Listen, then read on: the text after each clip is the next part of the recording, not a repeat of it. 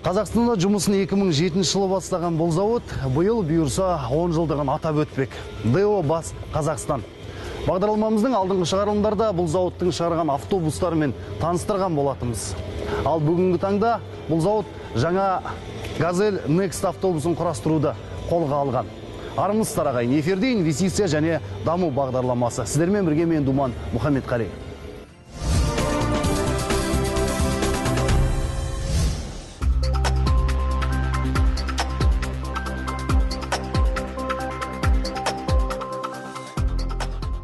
Газель линиясы уже 4 ай болды жұмыс істеп жатқанына.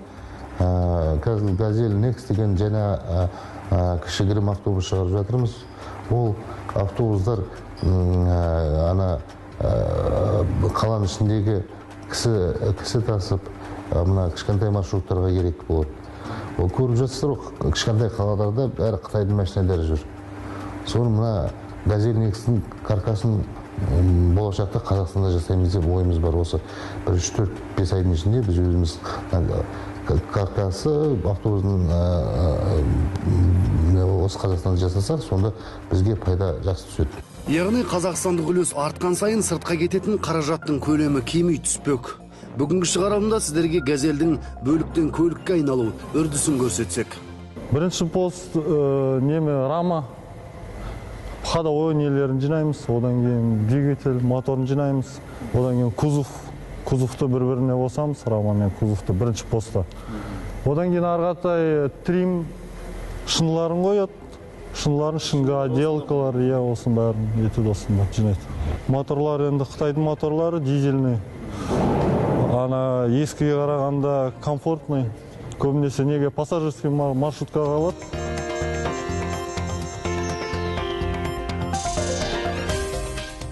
Мына автобустың жақсылығы, бағасы қымбат емес.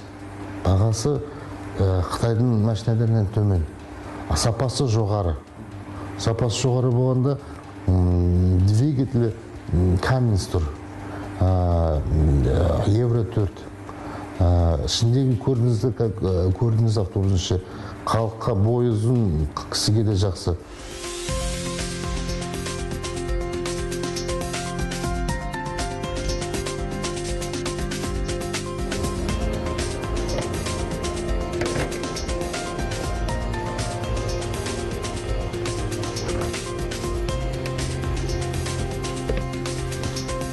Міне осындай кең қала ішілік шағын автобус. 18 орындық. Бұл зауытта мектеп оқушыларын тасымалдайтын арнайы түсте, сары түстегі автобустар шығарылады екен осындай. Мынау көздеріңіз көріп тұрғаныңыздай қарапайым ақ түстегі және жедел жәрдемге арнап шығарады екен.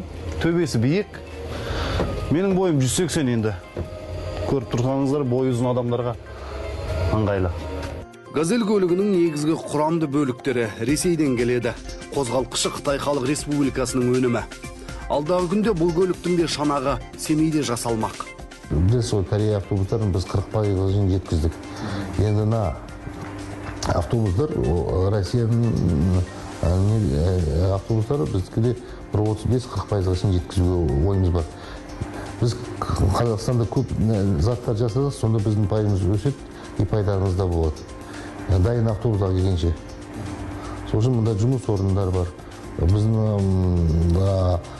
налогтарымызды осында қалдырамыз, төлейміз. Енді халыққа да жұмыс бар. Отандық автобус болып шыға келеді. Пригородный «Газель» это подразделяется под класс Б. Қала сырты газельдері Б классына жатады. Қала ішілік газельдерді А классына жатқызамыз. Көліктердің сырты келбетінде еш айырмашылық жоқ. Екеуінде де бірдей турбо дизельді қозғалтқыш тұр. Жақында мұндай көліктің тағы да 2 түрін қостық. Оның бірі мектеп оқушыларын таситын, ал екіншісі жедел жәрдемге арналған. Жедел жәрдем көлігінің қозғалтқышы бензинмен жұмыс жасайды. Менің артында тұрған қала ішілік «Газель». Қазақстанда машина жасау ісін бір жолы аяққа тұрғызу мақсатында біраз жылдан бері үдемел индустриялық, инновациялық бағдарламасы жүзеге асып келеді. Осы бағдарлама аясында бірқатар жобалар іске асуда. Атап өтсем, Қазақстанда машина жасау дамытудың салалық бағдарламасы.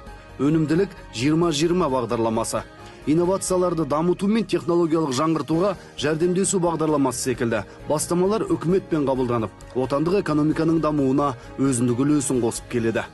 Яғни автомобиль саласының өндіру үдерісінің басты мақсаты осы бүгінгі күні локализация, яғни жергілікті отандық өнім үлесін арттыру болып табылады. Негізінде басты мақсат кәсіпорындармен, яғни осы 15-16 жылға дейін 30% локализация, одан 19 жылдары 50%-ға дейін жоғарылату. Сол осындай келісім шарт бар үкімет пен авто өндіру заводтарының арасында.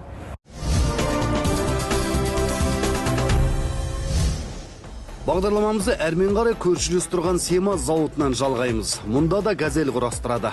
Бірақ жүк көлігін газель бизнес деп аталатын. Сонымен қаңқадан бастап көлікке дейінгі үрдіс. Газель линиясында бірінші постта жүрміз. Бірінші постта басында рама қойылады.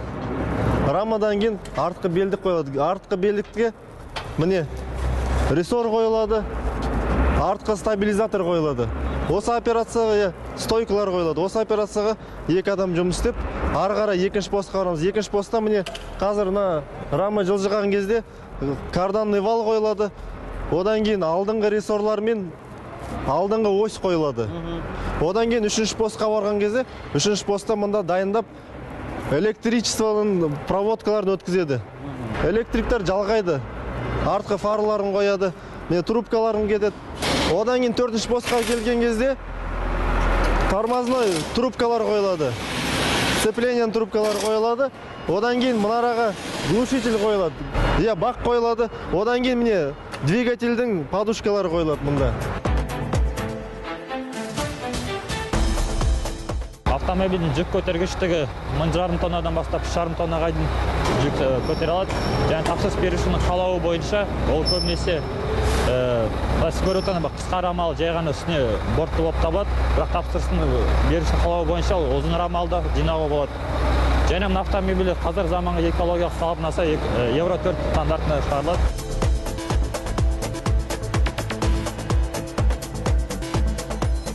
Одан кейін 5-ші постқа жылжиды. 5-ші постта двигательдерді дайындаймыз. Подсборка двигателя дейді орысша. Енді соны дайындап, бәрін істеп болған кейін қозғалтқыш осында қойылады. Мына жерде тұрған кезде двигательдерге міне коробка қойылады. Көлік 6-шы постқа жеткенде шанағы қойылады. Май жүйесі тексеріледі. 7-ші кезеңде дөңгелектер орнатылып, 8-ші кезеңде соңғы тексерістен өтеді. Әрмен қарай сынақ алаңына жіберіледі.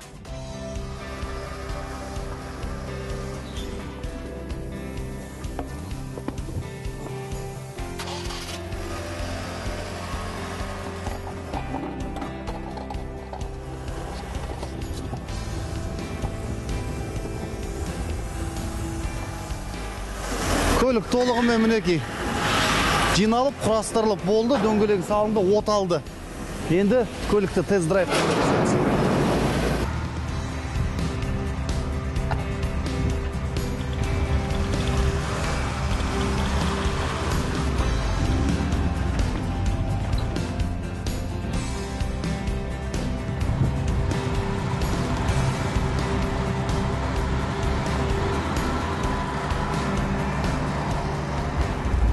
Жалпы көліктің өзі маған ұнап отыр. Ыңғайлы, жайлы, жүргізушінің отырған орны кең. Құрастырған инженерлер максималды жылдамдығы сағатына 180 км-ді ала алады дейді.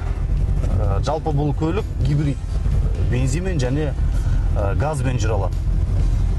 Шығыста шығарылатын газельдер туралы хабарымыз осымен тәмам. Жақсы күнде жүздескенше аман сау болыңыздар ағайын.